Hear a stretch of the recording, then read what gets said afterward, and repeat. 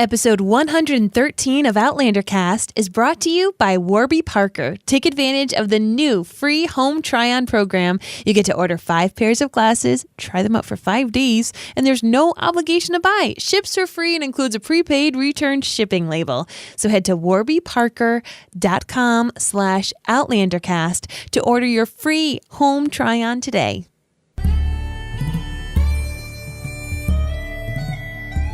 All the way from Cranston, Rhode Island, welcome to Outlander Cast. It's a podcast dedicated to the show Outlander on STARZ. Sing me a song of a lass that is gone. Say, could that lass be I? Mary of soul, she sailed on a day over the sea to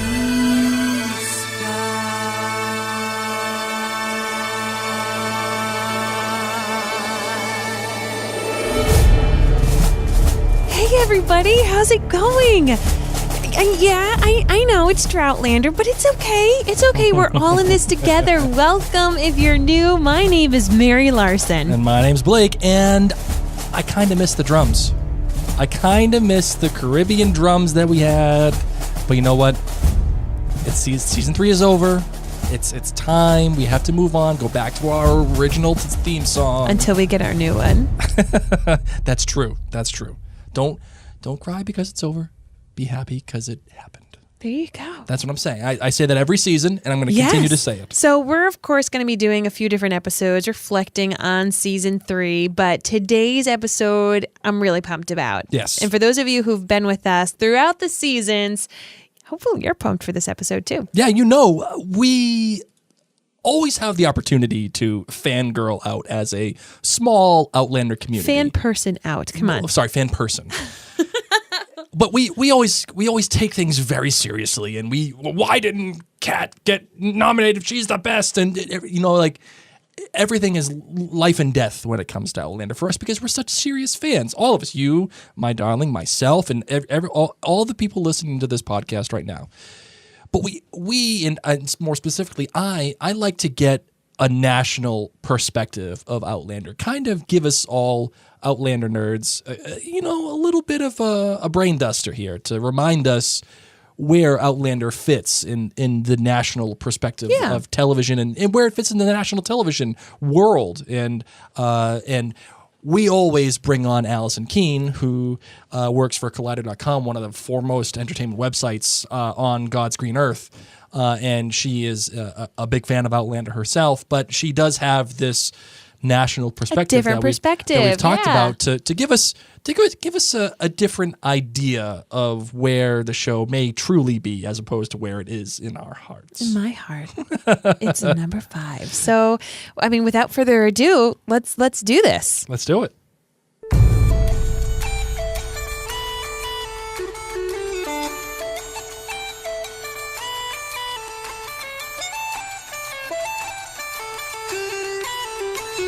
Joining us today is Allison Keene of Collider.com. Allison is the chief television critic at Collider and also the senior editor for TV at Collider as well. So, from Lost, Breaking Bad, Game of Thrones, to Stranger Things, The Leftovers, and even Outlander, she has pretty much covered every single show that is of note on television. Allison, thank you so much for joining us again on Outlander Cast. Thank y'all for having me. So how are things going on over at Collider? Is there any news that you want to give us on the scoop for Outlander Season 4? Oh my gosh, I wish. I don't know anything. I am out of that loop so far, but I'm really hoping that we get some news soon about the new season. And there was apparently that sneak peek, I think, that they did. There was a scene recently. Yeah, so little tidbits I'm expecting for the next, year. What did you think about that they gave us this whole little snippet of a scene so quickly after the end of season 3?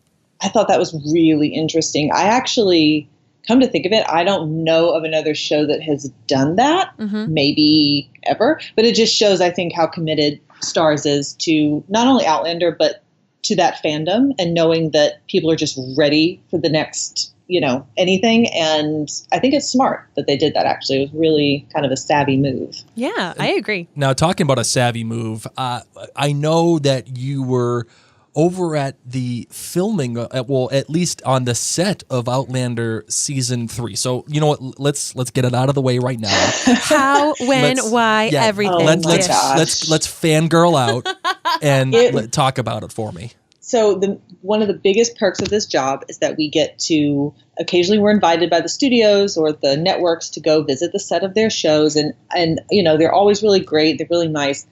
This, you could imagine. They flew us to Scotland. Like, it was unbelievable. We went on this tour of the castles. We got to go on the sets. We got to interview the cast. All those videos are on Collider for anyone who's interested. I've sort of been posting them in the last few months, but it was incredible. I had never been to Scotland before that, and it was, it just blew me away.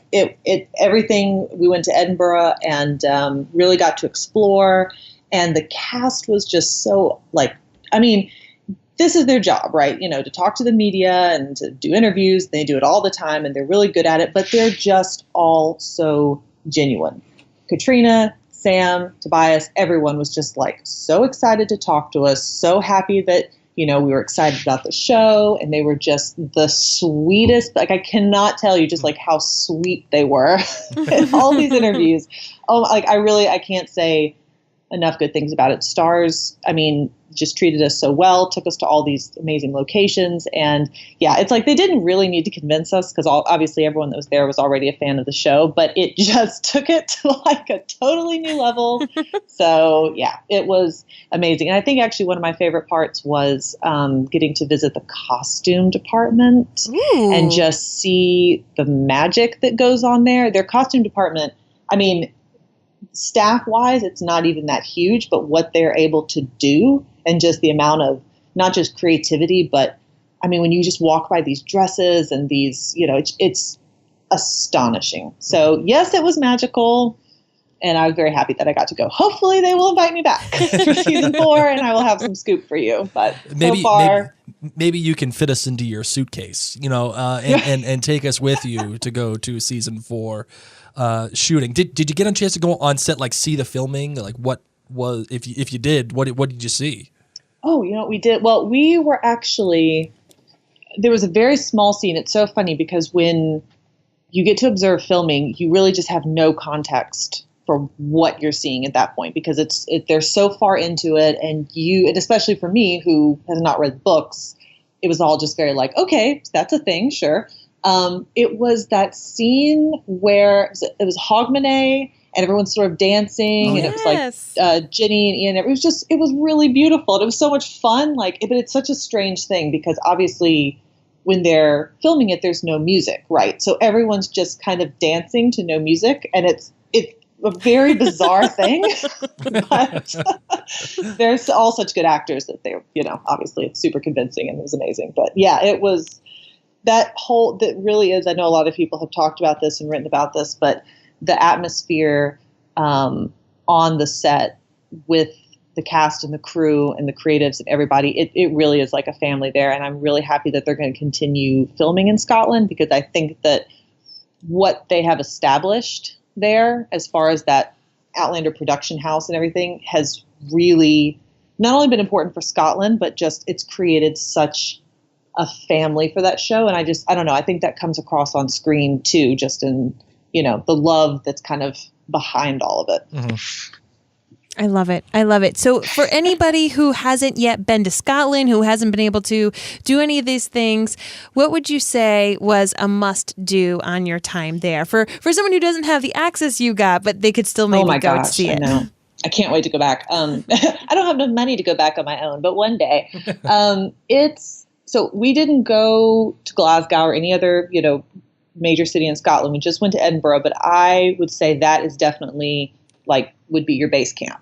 It's just a really cool city to explore, especially too if you're a Harry Potter fan, because there's actually a lot of influences that J.K. Rowling had in Edinburgh. Speaking my language. It's really interesting, and it's just a fun place to wander around and explore.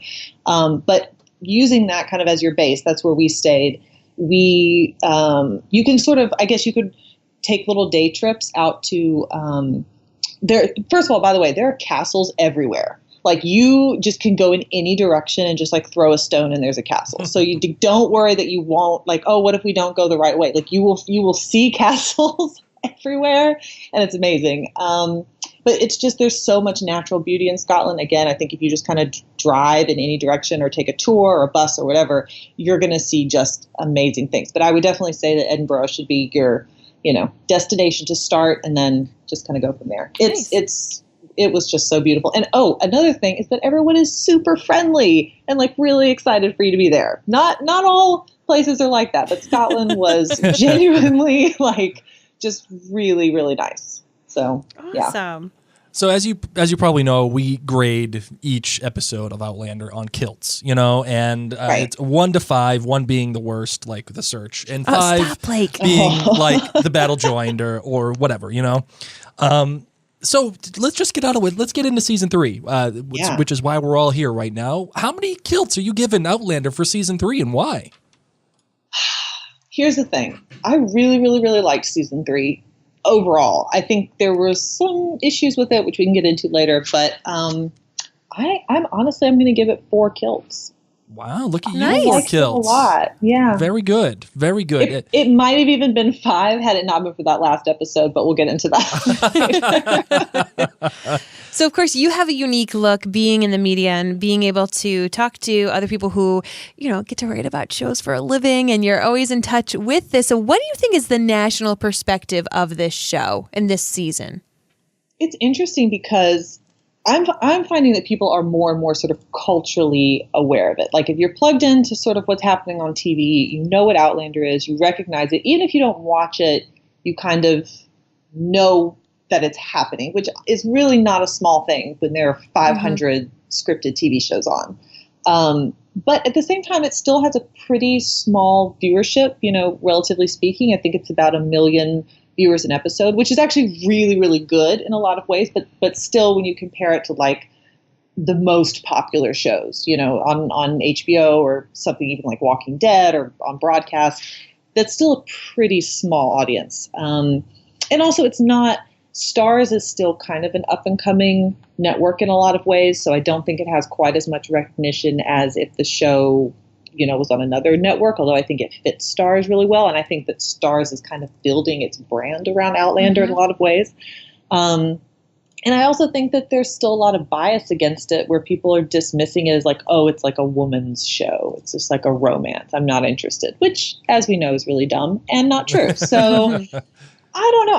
I think probably the most interesting thing is that season 3 had a higher viewership than season 1 or 2, which is a really, really good thing. Yes. Because typically for a niche show like this or a genre show, the viewership numbers go down. That's just kind of a natural course of things. But this kind of proves that people are catching up with the show in the off season and they're interested. They've heard about it and they want to check it out, and then they're sticking with it. So that's all really positive stuff. I think STARZ has made some really cool choices as of late with their content, and I wanted to get your opinion on this and see how if Outlander benefits from it all, which is, you have the new J.K. Simmons show, Counterpart, or you have Ash versus Evil Dead, or they're even bringing on the John Wick series. Do you think they're kind of getting into these niche shows because that's like the route that they want to go, and do you think that will help prop up Outlander or Outlander prop up these other shows? I think that them commissioning a miniseries like The White Princess was a really interesting thing because that paired so well with Outlander, and I think that a lot of Outlander fans really enjoyed that miniseries, and vice versa. People might have found Outlander by watching White Princess. I think that STARZ is definitely taking a chance on some of these more sort of genre things. I mean, Ash versus Evil Dead definitely is a very like horror specific, But yeah, Counterpart's really interesting because it's a spy show, but it's also sci-fi, kind of in the same way that Outlander is, it's like it's an alternative historical romance, kind of time traveling. There's just a lot of things going on that are sort of unexpected. And Counterpart is sort of similar in that it's kind of combining a lot of different genres. So I don't know. STARZ is actually one network that I'm pretty excited for a lot of their programming that they have coming up. I think that they are taking chances in a good way. And I think that they're really also kind of diversifying their content as far as like they have a new show coming up by, it's like starring young Latina actresses, and there's, just a lot of different things that not a lot of other networks are doing in a real way. And so I think it's good. I think it's a very good thing. So do you think, we talked about other shows like the really popular shows like The Walking Dead or Game of Thrones or whatever. Do you think, and I know I've asked you this question before, but does it have the juice finally, maybe perhaps, to become one of those, national, culturally zeitgeisty shows like Game of Thrones or Westworld or whatever? I don't know. And I don't know because I think that STARZ is still, HBO just has such a bigger viewership. Just they have more subscribers, and I think STARZ is starting to see a trend where more people might be subscribing to it, especially because of Outlander. But I don't know. I don't know that it's going to be that big, especially because we're going into season 4 and it hasn't quite gotten to that yet. But I still think that it's a lot more recognizable to the average TV fan than it was in season 1, certainly, and probably even in season 2. So. We'll see. Is that the reason why you think perhaps why Outlander isn't seeing as many awards for like the Emmys or that kind of thing as those other shows are seeing, those or reaping those benefits? Right. Well, I mean, award shows, let's be honest, they don't mean anything. And it's so frustrating because the Emmys have done a better job, I think, in the last few years of better representing what people are watching. But in the end, it's still a popularity contest. There are hundreds of TV shows. Most of the people voting have not watched them. So a show like Outlander is probably unfairly overlooked. But if you look at the history of these award shows, the Globes and the Emmys and all that for television, I mean, some of the best TV shows never saw any awards action. The Wire, Rectify, just so many series that are so beloved and so good and have such great quality. And they were just ignored or overlooked. So it doesn't matter, though. It doesn't have any bearing on the quality of the shows. But it's frustrating, though, I think, because I really thought that Outlander could break through in some of the acting categories. And I was, especially after season 2, I thought that was probably the best chance for Katrina Balfe to get nominated at least. But it has been disappointing, and I don't know. There might be something in the future for it, but again, it's tough because they just, they don't do a great job of that. Is it because you can't like really narrow it down to one thing? Like, I've had a lot of conversations with people about it, and they've asked me or Outlander cast in general, like, why is STARZ maybe struggling to promote the show? And why do they not get the recognition? And my answer is always, I don't think they struggle, or I'm not sure if they struggle, but maybe they're not getting recognition because it's just not one thing. Like and they have to lean in on the fact that it's a romance show when they're publicizing it, perhaps. Yeah. But it's also, swords and sandals and sci-fi and time travel.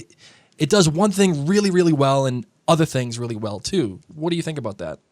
Yeah, genre shows tend to get ignored. I think Game of Thrones is the really the only one, and that's why I think they just like the Emmy voters just like kind of grab onto it every year because it's like, oh, we did a cool thing once by like recognizing a genre show. Let's just keep doing that because people seem to like it, but they aren't looking anywhere else. And there are so many interesting TV shows that are just not, being ignored. Are being ignored.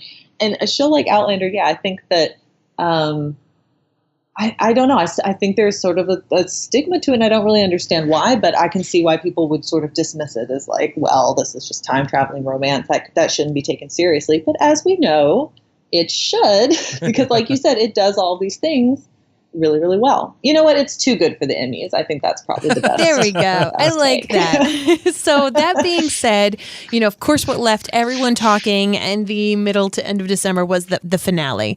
And so how would you grade that finale? Just that episode by itself, and then you could talk about how it, worked into the season. But how do you grade that finale? Oh, well, I wrote about it on Collider because I had a lot of thoughts about it.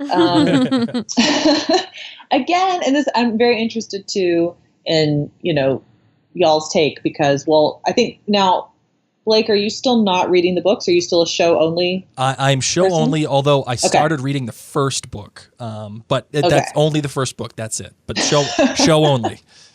Okay, so then Mary, I'm very particularly interested to know what you have been thinking about the adaptation this year. Because again, I have nothing to compare it to. But for me, the finale episode was just super rushed. Yes. It just threw a lot of things at me. I didn't know what was happening. I was like, oh, there's Galus. Yeah. Oh, wow. She's like, okay. And now there's like a prophecy and there's all this. So I think that what worked in the finale is what always works with Outlander, which is Claire and Jamie. Mm-hmm. And anything that's Claire and Jamie is a good thing. The Galus stuff just was, in the Lord John, there's just a lot that was happening there that just moved very quickly. And then like, it was like another shipwreck, like they're lost at sea again. And then they're in America. And I'm just like, wow, that's like a lot to take in. So I didn't love it because I felt like it left things off in a really weird place. But is that similar at all to how the book details that, or? So I'll tell you this, as a book reader, when I heard that we had 13 episodes, I went, are you kidding? Is this going to be like season 1 again, where it's like 13 episodes now and then 13 episodes again? And then as I started to watch the season and I started to see the pacing, I would say to Blake in the most vague way, I don't know how they're going to do this, because there's a lot to cram in here that you don't even know about. He had a lot of theories that were really coming true based upon even just the trailers and the little teasers that came out before season 3. And I said, yeah, about half of season 3, and then the second half is crazy. Like the second half just comes out of nowhere at you. And I don't know how this pacing is going to work without it feeling like you're on a merry-go-round.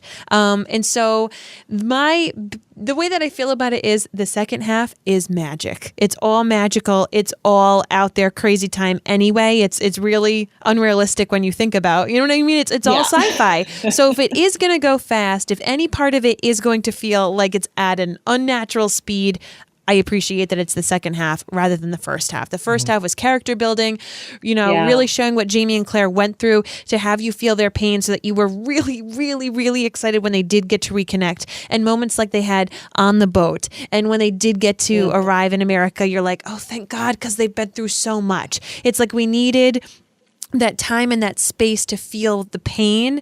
And then the magic stuff, I feel like the production staff was like, it's magic. It's okay. It's time travel. Like, no, those are like exactly my feelings on the whole season, because I was really proud of the show for taking, 4 solid episodes of keeping Claire and Jamie apart.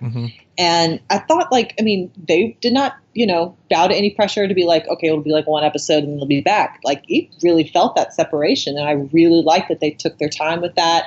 And because Mary, exactly like you said, when they came back together, it meant so much more. And then every time they were sort of wrenched apart, it was just like horrifying all over again. And then, and then so finally, they come, but just like, from a plot perspective, as a show only watcher, it was just like, quite a whirlwind in those last episodes. And and not just all of the seafaring and Jamaica stuff, because I thought some of it was really excellent.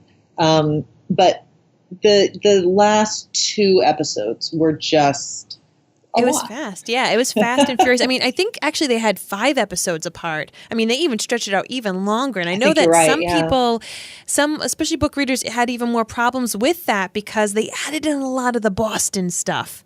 Yeah, they added in a lot. So, all right, everybody, be easy here. Don't be making fun of my town. Well, here's the thing: is that you guys know that I love Tobias and I love Frank, and I thought some of that stuff between Frank and Claire was, it was good. It was tough, but it was good. But like, God bless those Scottish actors with those Boston accents, though. I was just kind of ready to leave that behind. But that was probably my only real complaint about that. And also some of the, so when I went on the set visit, I was with a bunch of book readers, so I got like super spoiled for season 3, which is fine. But I was very much anticipating, because they were talking a lot about the Geneva stuff, and I was like, okay, so what's this going to be about? And when I saw it, I was like, this is not working. This is just, I don't know exactly what the difference is with the book, but it just felt very jarring. But other than that, I feel like they handled the separation storylines very well. Like Jamie was on Adventures and there was a lot happening there, but then Claire was just like going through so much emotional stuff. I loved it. I mean, for the most part, I think that, again, like you said, the pacing was just kind of slow at the beginning in a good way, but then maybe didn't leave quite enough time at the end. But it's my opinion. So, we're talking about this season and just how it felt, and how overall you rated the season for Kilt, and how season 3 in general picked up steam for viewership. Do you, honest to God, in your heart, feel like Outlander is going to be renewed for seasons 5 and 6? Yes. Yay! I think if it's not STARZ #1 show, then it's definitely like this number. I mean, it's definitely up there as one of their most watched shows. It's like it's a marquee series for them, and I think they've had a lot of subscriber success with it. It's boosted other series that they've had on, like The White Princess, who, like, the viewership numbers for White Princess I was even surprised at, because it was a lot higher than I would have expected for like a historical piece on a premium network. But again, I think it was sort of the Outlander fans that helped that along. So I think, honestly, as long as they feel that they have material for it and the actors are willing to, renew their contracts, I think it will go on for as long as they can make it happen. Okay, because let's chat about renewing contracts, because of course you've got, especially the two leads, these hot, young, relatively still young in their careers, and because they're really, this is like their big breakout. Is this something that would be wise for them to do to continue on? I say yes. But there's been people, I mean, you look at Downton Abbey, and there were a couple of main characters on that show who... Sybil. Yeah, freaking Sybil. Gosh. And it didn't work out. No, exactly. And that's why that's why I'm hoping that, of course they're getting more attention, but so that's my one concern is obviously they have the source material, they have the fandom. STARZ would be foolish if they didn't want to continue, but would it come down to, in your opinion, if Sam or Kat wanted out? Is that the only reason that they wouldn't continue? I think so, yeah. It's kind of like the show Supernatural on the CW. It's like in its 13th season. And the president of the CW he literally has said, as long as the two leads want to keep doing it, we'll keep making it. And I feel like the same will be true for Outlander.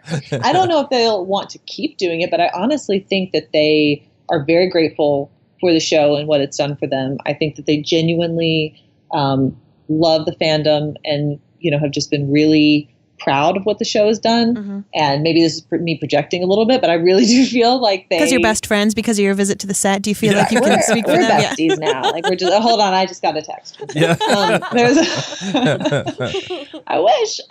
But yeah, I really do think that, but then again, I mean, like you said, there will be other opportunities. They may not want to get pigeonholed in, this one show, but at the same time, like, I mean, why would you not want to just keep riding that wave? We talked about, the actors who left Downton Abbey until in the last 2 years or so. Dan Stevens just kind of dropped off the radar after that. And he's made an amazing resurgence. Yeah, he's been in Beauty and the Beast and he's leading Legion and everything. But for several years after that, people were just angry at him. Well, let's be real. Nobody even knows that he was the Beast because he had all that face going on. I said I wouldn't even know it was him. This is true, but he made bank from that. Oh yeah, so he knows. I will give him credit. He did The Guest, which was a great film. I really liked that film. So yeah, and I mean, it's just I don't know what else is available. I know that it's funny because one of my friends just saw Sam Heughan in a Hallmark movie that he had done a couple years ago. We know the one. You know the one. There's probably, I think there's a prince involved. There usually is. But yeah, it's I don't know. I wouldn't think that they'd be ready to jump ship yet. I don't know. I've heard sort of rumors of what happens in later books, and it gets kind of crazy. So I don't know how the production will handle that. They might skip over stuff. They might try to say, okay, we have 6 seasons in mind, but then we're going to end it, then maybe just mutually they come to that decision. So I don't know. Well, what's the, I mean, if you don't know their specific contract situation, and I wouldn't expect you to, but what's the norm for contract situations like this when someone has to sign on and they predict that they're going to do an X amount of seasons, and how long does it usually go for? Oh my gosh, that's a good question. I have no idea for this. I think it's for television. I mean, it could just really be anything. They probably sign on for 2 or 3 seasons at a time, but I don't know for sure. But yeah, I think that because STARZ renewed it for season 4, did they do that at the same time they did for season 3? I can't even remember now. Yep, they did 3 and 4 together. Yeah.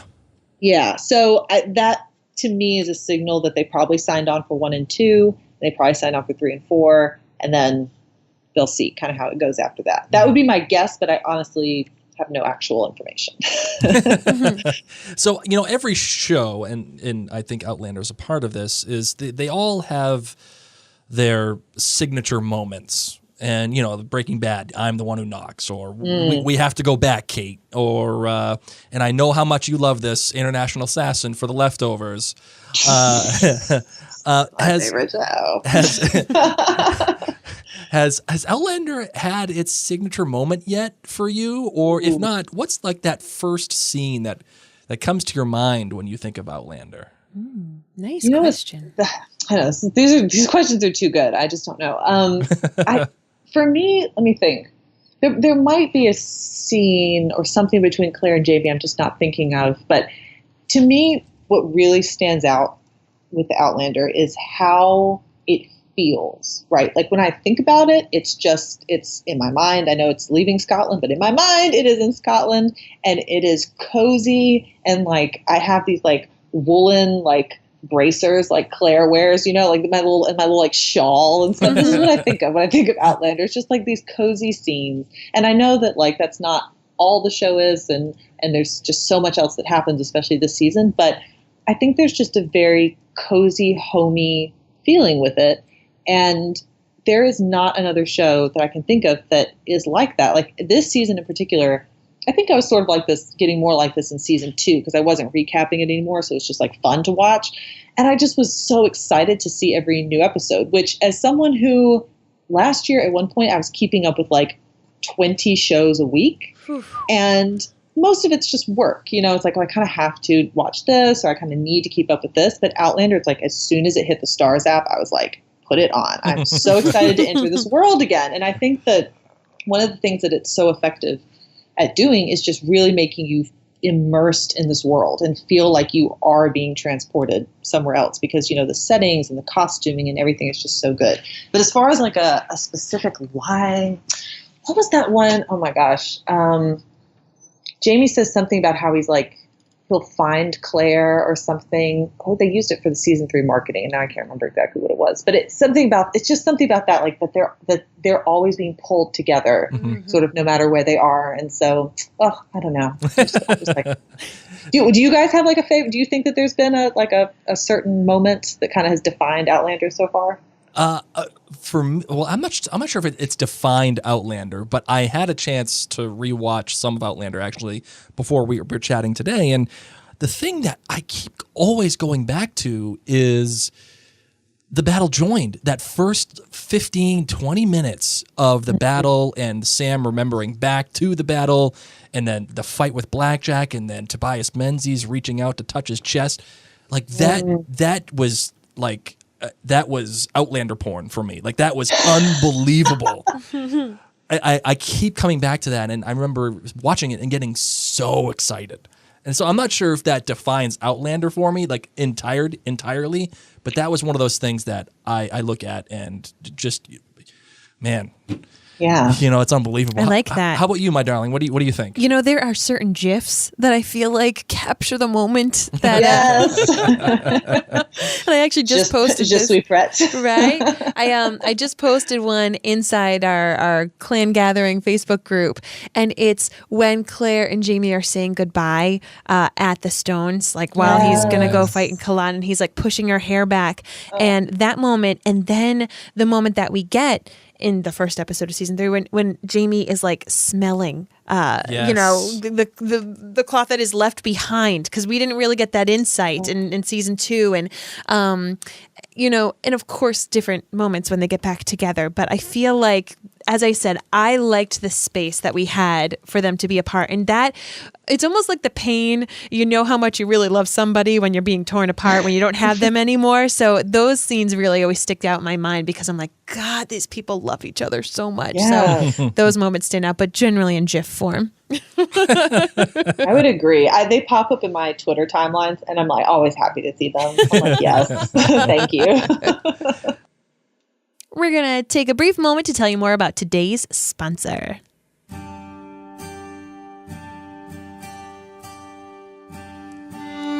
So for any of you who follow us on social media, you might know that I wear glasses most of the time. And that's why I'm really excited about today's sponsor, because it's Warby Parker. Now, they are a super cool company that created boutique-esque quality eyewear at a revolutionary price point. So there's this awesome thing going on, a free home try-on program. You know when you get stuff and you're trying things on in like changing rooms or whatever, and like you step on a pin or like it's sweaty in there and you're like, gosh, I just wish I could try this on at home. I wish I could try it on in the light, try it on with my outfits. Well, this is what they do. You get to order 5 pairs of glasses, try them on for 5 days. That's right, try them on. Go out, see how they look with your selfies. Ask your best friend what they think. And there is no obligation to buy. It's going to ship free to you. And then it includes a prepaid return shipping label. You can head to warbyparker.com/OutlanderCast to order your free home try-ons today. Now, the glasses start at just $95, which let me tell you, in case you're not a glasses wearing person, that'd be a steal, okay? That includes prescription lenses. The lenses include anti-glare for all you looking at computers like me, and anti-scratch coatings for all of you who have teething toddlers like me who love to chew on the glasses. But listen, for every pair you buy, there's a pair that's distributed to someone in need, so you get something for you, something for them. They have an iTunes app. You want to go through the site that we told you, warbyparker.com. But the app will go on through that website. I'm really in love with Warby Parker, and I bet you are going to be too. So go get some glasses, because we did, and they're amazing. They're just awesome. They're great glasses. And I love your frames, the frames that you got, the blue ones. Oh my goodness. Thank you. That's just really good. All right, you ready to get back to the questions with Allison? Yes. All right, let's get to the 10 questions with Allison. So, Allison, we've talked a number of times now on this podcast, and it's always been an absolute pleasure to do so. But this time, I think we're going to do something a tad different, and we're just going to do 10 good questions with Allison, just specifically about season 3. Are you ready for this? Look at you, fancy. I'm ready. All right. All right. Number 1, best episode. What do you got? Oh my gosh, this is a really hard question. I think we've covered a lot about what's been great about season 3, but even though you might expect me to choose A. Malcolm, I think I'm going to go with Uncharted. Really? Because, yeah, it was like a mini movie. And I really thought Katrina was amazing in that. Mm-hmm. It was so visceral. The ant scene made me scream, literally. There was humor. There was adventure. There was it did feel like a different show in a lot of ways. But it was, I think it's Charlotte Brandstrom was the director. Mm-hmm. And it was just so lush and beautiful. And this introduction to kind of this new chapter done in that way was just really great. And also, I think when you see at the end, Claire and Jamie come back together, that's always a happy occasion. I just thought it was a really outstanding episode of television. That was quite the controversial episode, specifically because she's just walking around, in the woods. And a lot of people, and my wife included, sitting across the way from me, was like, what are we doing spending 15 hours? Castaway. Yeah, I know. That's what I said. I thought it was one of the most interesting artistic choices the show has made to just have this woman rummaging through the woods for like 15 minutes. In just like silence. Right, for like half an episode. It was brave. I really liked it because it was something very different. And controversial choice maybe, but that's what I'm going with. I like that. So, of course, we need to have the yin and the yang. What is the worst episode, in your opinion, of season 3? Oh, gosh. I think of Lost Things is pretty far up there for me. The Geneva stuff just really didn't work for me. But I think Eye of the Storm things just kind of fell apart. Like the wheels came off the cart for me in that one. There was just so much that was happening. The slavery storyline felt very like, do you know what I mean? Like there was also a scene, I can't remember actually, this was Eye of the Storm or Bakra, but where Claire goes to free her slave in front of another slave and then asks that second slave to drive her back to the house. And I was like, I can't with this is too much. So I feel like they just really didn't know how, they didn't have time for it, but they wanted to include it and they just kind of threw it in there. And then we talked about, the gay list stuff and all that and how confusing it was for those who don't have the book context. So yeah, Eye of the Storm is probably going to be my worst. Speaking of Eye of the Storm, I wanted to get your opinion on this. They actually did something really interesting, which was having Matt Roberts, who is one of the producers, a writer on the show, direct the episode. And the guy's never directed anything. I mean, he's done some second unit work, but what do you think is the story behind all that, and what do you think happened? He is an executive producer and gets to do what he wants. Yeah, probably. I like that answer. With that. But it's odd for that to happen for a finale, right? Because usually that's when you bring in the big guns. So it's just a lot of weird choices for that. Right. I mean, when you go from like Anna Forster, who, she's, her movies are very good, except for Blood Wars. That one was not a fan. But other than that, she's a very good director. And you go from there. And in season 1 and season 2, they've delivered these great finales. And then all of a sudden you're like, season 3, Matt Roberts. I don't know. I felt. God, I don't know. It felt funny to poor me. Matt Roberts. I know. No, it's a weird choice because I felt like the season 2 finales, that Dragonfly and Amber, was just so, like, to me that sort of saved that season in a lot of ways.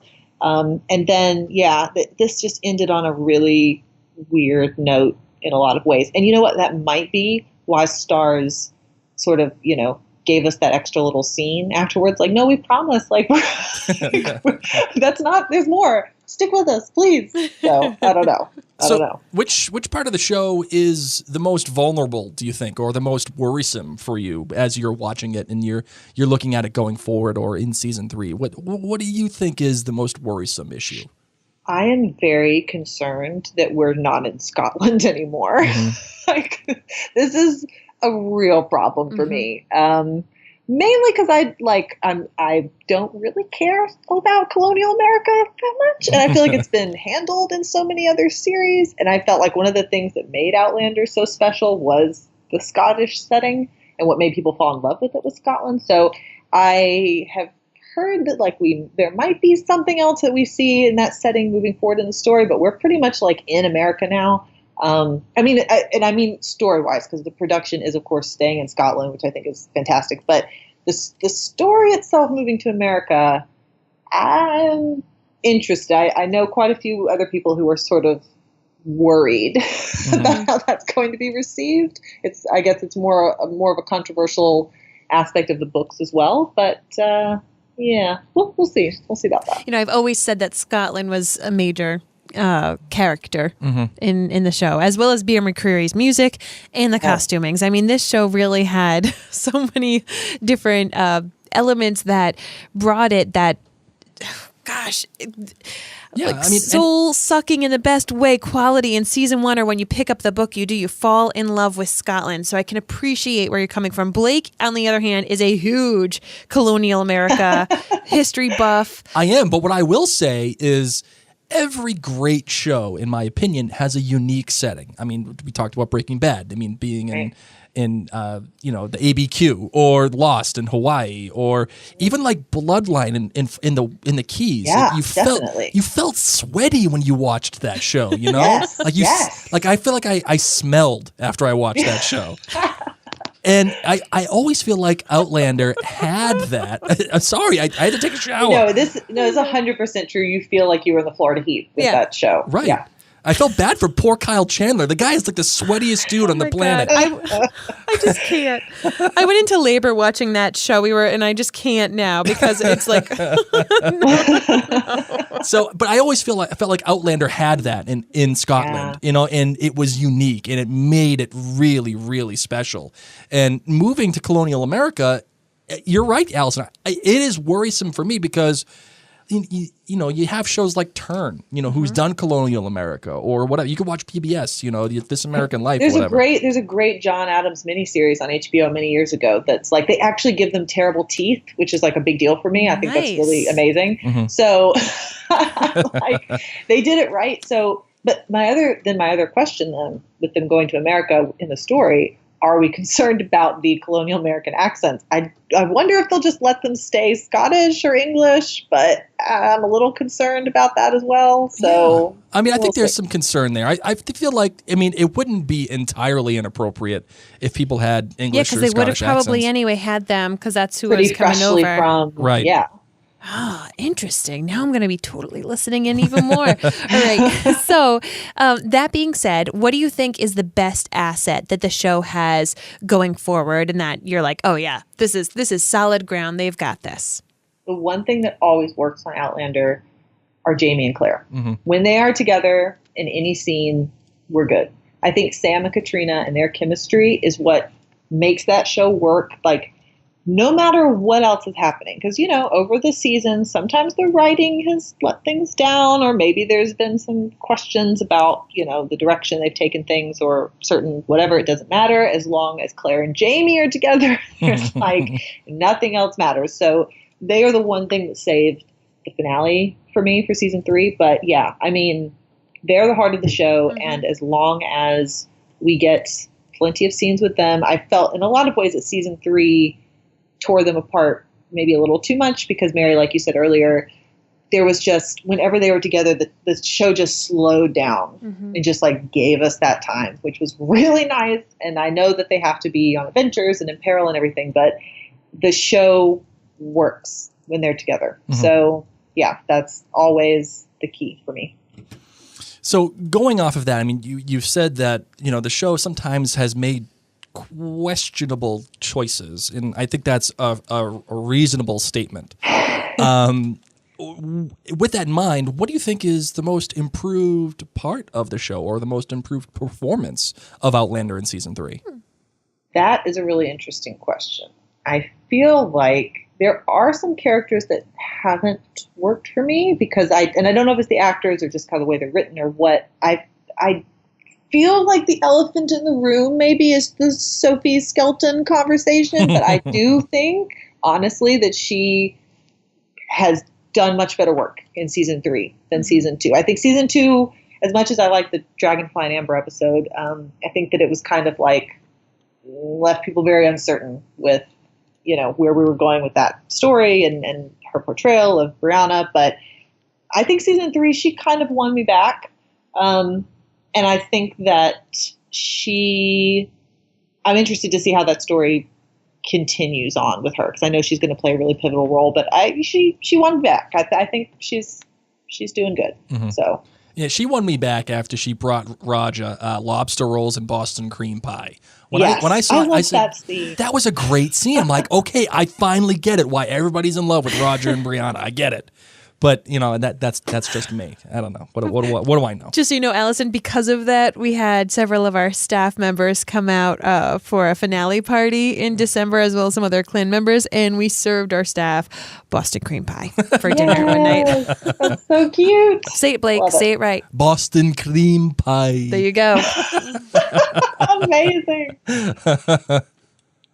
In light of the latest episode, the finale, or at least in light of season 3, what do you think the ceiling is for Outlander? How good can it be going forward? I think that it has all the tools that it needs at its disposal, right? Like, it's got these amazing actors, the costuming, the setting, maybe it's colonial America, but it's still Scotland, really. And the directors, I think, we talked about a little issue maybe with some of that, but generally speaking, I think that it's just such a gorgeously shot show. I think sometimes the writing can get in its way.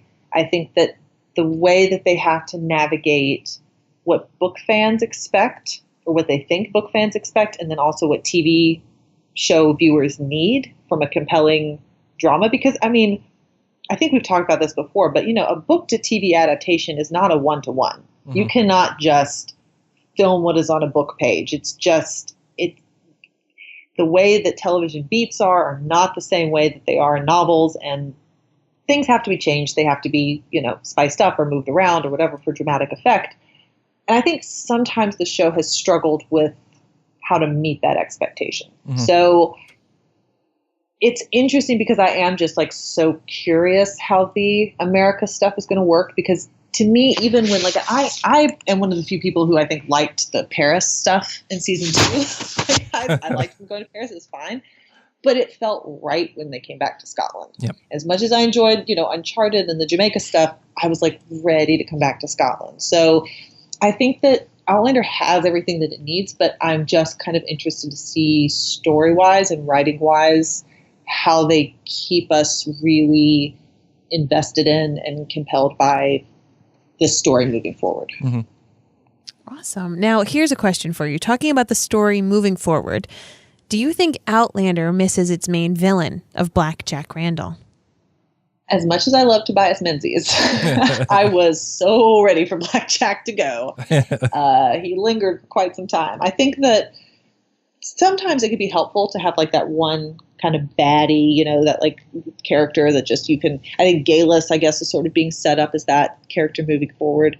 But it can also be sort of tiresome as it goes on. I cover all of the superhero shows on the CW, right? And they've got like every season there's like the big bad, there's like one villain that everything kind of revolves around. And it's actually been a problem with a lot of these shows because it's hard to sustain an interest and a believable story for, in their case, 22 episodes a year revolving around one bad guy. So to me, I would prefer there just to be sort of adversaries here and there as they go. I kind of liked it when the ship's captain who captured Claire, you know, stole her away to be their doctor. Like he just kind of accidentally popped up as an adversary, you know, like, yes, he did sort of kidnap Claire, but then later he sort of was like, I know who Jamie is and I have to bring him in. Now this is my mission. And I prefer that rather than just one like blackjack character who just keeps coming back. Like to me, it just got to be too much. So I don't think that they're really missing it. But I do think that the Galus, as the sort of the new villain or whatever, is an interesting one. Like I'm totally fine with that. I just don't want it to drag on forever, even though Mary, you might be looking at Blake like, yeah, it's going to drag on forever. But I don't know. We'll see. We'll see.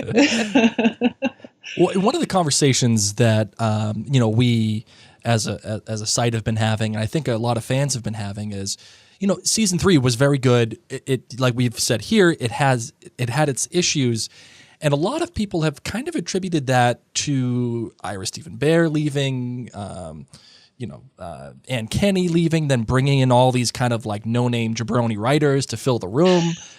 Poor writers. And then even like Ron Moore's own admission that he kind of took himself out of the day-to-day involvement and let Matt and Tony Grafia work it all. Do you think that's overrated, or should we be worried? What do you think?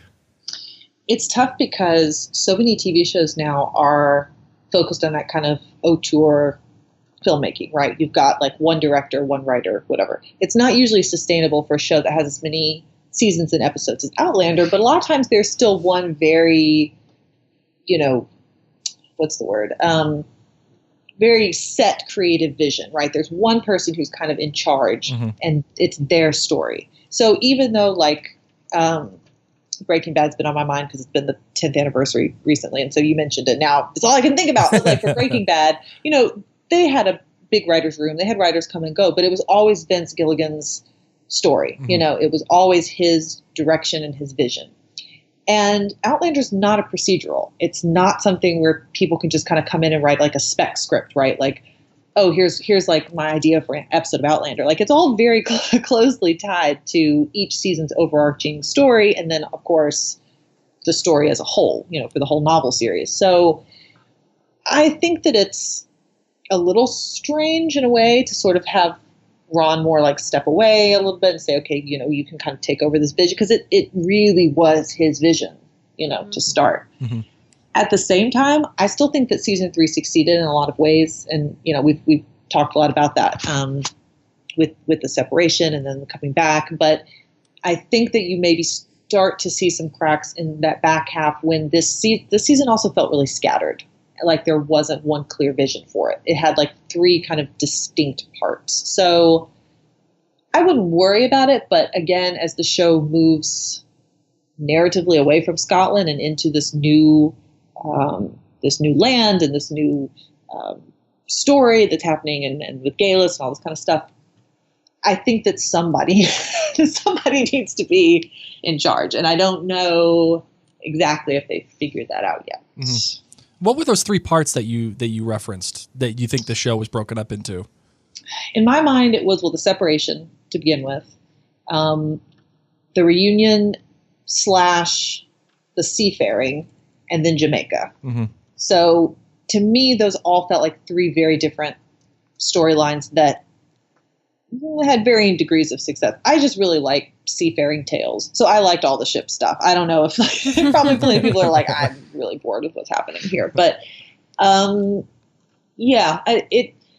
it was fun for me because I didn't know what was going to be happening week to week, and so many different things were happening. It was sort of like, okay, well, sure, yeah, I'm going to go along with this. But thinking back on that season, yeah, I think, again, I don't know where the story is going in America. I think they're there for a while, and there's more time travel ahead, I would imagine. But I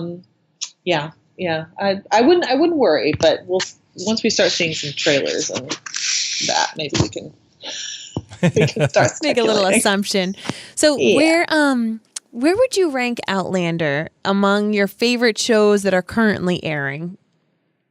Ooh, well, currently airing, because so many things are just now coming on or coming back. I did rank my top 25 shows of 2017 on Collider. And I put Outlander at number 11, sort of around the White Princess, the A Word, the Americans. It's such a rich series, and one that I really, like I said, enjoy watching. If it was on right now, it probably would be I want to say the best show on right now. I'm trying to think what else I watch. It's so funny because I watch so much stuff that, like, when I just put on the spot of thinking about, like, well, what other shows are there? I'm like, I don't know. What do I watch? What's on right now? I don't remember. No, but that's good for 2017. Yeah, no, I think that's good. Yeah. I mean, if we're in the 11th spot for 2017, I think that's a pretty good spot to be in. Well, it was such a competitive year because the things that were above it, like The Crown, Mindhunter, Handmaid's Tale, even some comedies like Downward Dog and stuff. It's stuff that just was like so different or so surprising. And again, like Outlander to me is very steady. Yep. And but there were some shows, and we talked about it, maybe it was a little uneven. Some of those other shows were just a little steadier overall, and just had maybe a little bit of a tighter season. Mm-hmm. But I love Outlander. I mean, there's no. Yeah, you do. I try to be like, I try to, not get too fan to me when I'm making my, year-end lists. But it's, every single show, all of the 25 shows. I mean, Hap and Leonard is one of my absolute favorite shows, and I stumped for it all the time. And it was not. I think it was maybe like 15th or even like below that, and not because it's anything except. There's just such an amazing year for television. There was just so much that was good that really it's like, I just recommend all 25 of these. I don't even want to rank them. Like, they're all amazing. Go see them in the other 35 shows that I have in my honorable mentions because I couldn't contain myself. I love it. I love it. Speaking of that, if you could take one actor from Outlander this past season and put he or she on another show, who would it be and why? And here's a better question. What show would you put them on to make them most effective? So I have a really bad imagination when it comes to casting, but here's what I think. I thought long and hard about this. Just for the listeners, I sort of got a peek at some of these questions so I could collect my thoughts on them. And this one I thought about probably the most of all. Okay, I think that I would like to see Grant O'Rourke be a regular on one of the CW superhero shows. Really? Because he's so funny and likable, and I think he would really fit in on like Supergirl or The Flash. And I think he should stay Scottish, by the way. I think he could do any accents fine. But I'd want him to be like a Scottish dude. I don't know if he's going to have powers or not. I think it would be fun if he did. But yeah, he's available, so somebody should cast him because he's great. Oh, that's so great. What a great answer. Oh, that's amazing. I think he would be hilarious. He would. Like, he would be amazing on one of those shows. Yep, I agree. So, you snap your fingers, you blink your eyes, an hour has gone away. So, Allison, we will not take up any more of your time. But although I do have one last question. Yes. At the end of our finale party, which we had live and we did the live podcast, which was in front of an audience, it was really cool. I challenged the audience and all of our listeners to exercise their TV brain and watch something else other than Outlander. So, and I know we just kind of hit on it, but what's the show that you think Outlander fans specifically should get out there and watch? That's something that takes them out of their comfort zone, or something that you think that they would like? Ooh, well, I mean, certainly if they didn't watch White Princess, I know that's not really out of the comfort zone very far, but it's so good and it's short. And so it's not a huge time investment, but I think STARZ did a really good job with it. But also, I would give Counterpart a try, because I think that there are some interesting sci-fi elements there and J.K. Simmons is just fantastic. I mean, the only thing that's better than J.K. Simmons is 2 J.K. Simmons, which this show has, because he has a doppelganger. So it's even better.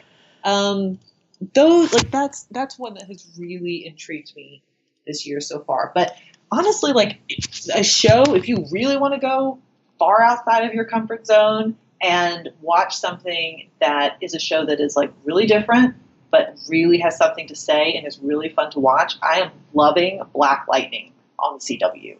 It is not like any of the other CW shows. It feels like it should be on STARZ or Showtime or something. It's really smart. It's just they put the character stuff first and the superhero stuff second. And the acting is amazing and the story is really great. And they're dealing with really complex, difficult themes, which is not typical for the CW. Mm-hmm. So don't just be surprised by it, because I think it's a real gem that has just started airing. Is that show part of the universe that they're establishing, or is that separate? Currently, it is not, and I think that's a good thing. Okay, good. So, yeah. Good, because my next question was, do you need to watch all the other stuff before you watch Black Lightning? No. Okay, and I do like those other shows, but Black Lightning, no, you can jump right in. It's not connected to anything else but itself, and it's just telling such a different, also having a black superhero, we had Luke Cage in the Netflix series as our number one, Black Lightning coming in as a second. It's such a different kind of story, even from Luke Cage. It's awesome. I'm really enjoying it. So, highly recommend. I love it. Seriously, Allison, I really enjoyed chatting with you. We adore your insight. We always love reading your reflections and your takes on this. So this was so fun, just chatting about, of course, one of our favorite shows, and hearing your stories about going to Scotland. I'm drooling. I'm envious. I love it. So thank you so much for coming and chatting with us. Thank you all so much for inviting me. This is always a pleasure, and it's just a delight. Allison Keene, everybody. She's a rock star. She is great. I love talking with her. And it's great because, she wants to fan out. She wants to, geek out. Yeah. She does. Rightly so. And she should, and she does. But she also has, again, this great perspective of how things are in the television world, and getting the chance to go to the filming and talking with Tobias and Sam and Kat and everybody there. And I loved her experience, where she was just everybody was just genuinely happy to be here and to be filming this show. I wanted to ask her, have you ever ran into a show where people were get the F away from me? Oh, gosh.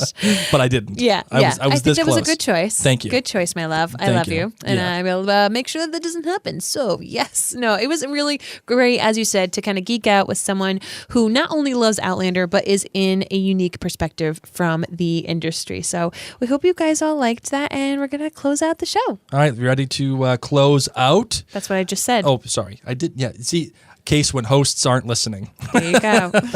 This Peabody Award nominated show, by the way. Oh, nice. We got the Peabody Award, and I got the BAFTA got it in the mail. So excited. It's up here on our shelf, so I'm actually quite excited. I love that you love doing this, because I don't know if anyone else loves it. If anyone else does, I'm going to keep going with it. It's our show. That's what we're going to do. Interesting. Good old interesting. Let's close out our Peabody nominated show.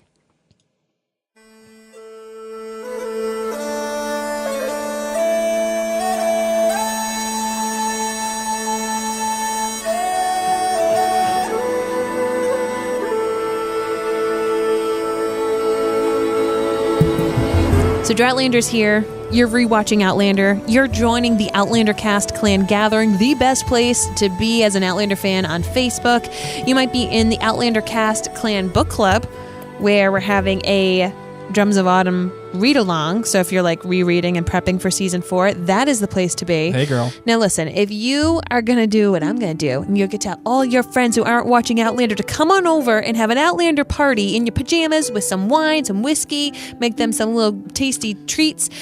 Maybe some Boston cream pie. Maybe some Boston cream pie. Or maybe you're going to bake some bread because we have a new staff member on Outlander Cast who is like brilliant with all things food with Scotland and everything. Tammy, I'm talking about you. Tammy's going to have a new recipe up on Outlander Cast blog. You can find all that at outlandercast.com. But let me tell you, so many things to do in Droughtlander, including telling people about this podcast. Now, the best way that people learn A, about podcasts in general, like that it is a thing, is word of mouth. And then B, about which podcast to listen to is once again word of mouth. So tell your friends. And if you haven't yet left us a rating and review on iTunes, please do so. I'm going to start doing a review of the episode. Oh. And we're going to highlight those of you who have left reviews. So today it's Brianna in Colorado. She said, This podcast is everything. If you are like me, a book lover without a local community, or perhaps a wife who needs a safe space to giggle and swoon over James Alexander Malcolm Mackenzie Fraser, look no further. Godzilla, King Kong. Do not pass. Do not collect $100. Mary and Blake provide hilarious, poignant, and supremely fun commentary on each episode. And when Droughtlander with Outlander hits, they dig deeper into the STARZ series by interviewing cast, crew, writers, directors, and cinematographers. They go out of their way to include listeners by reading social media messages, like this one, playing voicemails on air such as that. And listeners, you get to be a part of an amazing circle of friends. And if you can go to Providence and grab a beer with them, that's what it kind of feels like. So each podcast brings new laughs, new inside jokes, Dorcas and Bubbies forever, and new insight. She wants you to keep that as outlandish theories of the week coming, Blake.